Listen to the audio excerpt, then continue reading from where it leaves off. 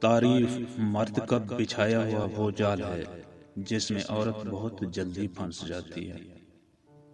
نہ تو دین کے معاملے میں مناظرہ کرنا اور نہ ہی کسی عورت سے بحث کرنا، نہیں تو تمہارا قلب سیاہ ہو جائے گا۔ ہم بچپن میں کہتے تھے کہ لڑائی لڑی معاف کرو، اللہ کا گھر صاف کرو۔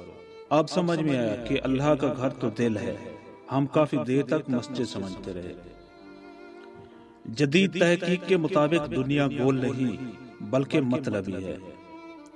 اگر دیری کا مطلب اللہ کا انکار ہی ہوتا تو وہ اتنے لمبے انتظار کے بعد حضرت یعقوب علیہ السلام کو حضرت یوسف علیہ السلام سے دوبارہ کیوں ملواتے؟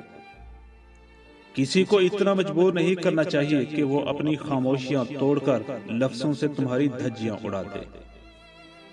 کسی کے صبر کا امتحان نہ لیا کرو۔ میں نے ایسا کرنے والوں کو اکثر پچھتاتے دیکھا ہے۔ کسی اپنے کے ساتھ رہ کر اکٹھے تکلیف برداشت کر لینا الگ ہو کر تکلیف برداشت کرنے سے بہتر ہے۔ لوگ آپ سے نہیں آپ کی حیثیت سے ہاتھ ملاتے ہیں۔ مانگتے وقت الفاظ سے زیادہ کیفیت پر توجہ دو، کیونکہ تم جس رب سے مانگ رہے ہو وہ تو بے زبانوں کی بھی سنتا ہے۔ مرد اگر سیرت کو ترجیح دیتے تو عورت صورت کے بجائے سیرت سنوارتی۔ بات کردار کی کرتا ہی نہیں ہے کوئی۔ لوگ کہتے ہیں کہ بتا کتنا کما لیتا ہے۔ لوگوں سے ڈرنا چھوڑ دو، عزت اللہ دیتا ہے، لوگ نہیں۔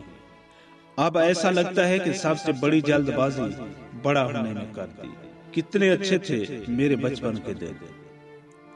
اگر انسان میں ساتھ نبھانے کے گن نہ ہوں تو کم از کم اتنی ہمت ضرور ہونی چاہیے کہ ساتھ چلنے والے کی آنکھوں میں آنکھیں ڈال کر اپنی بزدلی کو تسلیم کرے اور اسے واپس اسی مقام پر چھوڑ کر آئے جہاں سے اس کی آنکھوں پر محبت کی پٹی باندھ کر سفر کا آغاز کیا تھا۔ جو عورت آپ کو دیکھتے ہی مسکرا کر اپنا سر جھکا لے تو اس کا مطلب یہ نہیں ہوتا کہ وہ آپ کو لین دے رہی ہے، بلکہ اس کا مطلب یہ ہے کہ مسکرانا اس کی فطرت اور سر جھکانا اس کی حیا ہے۔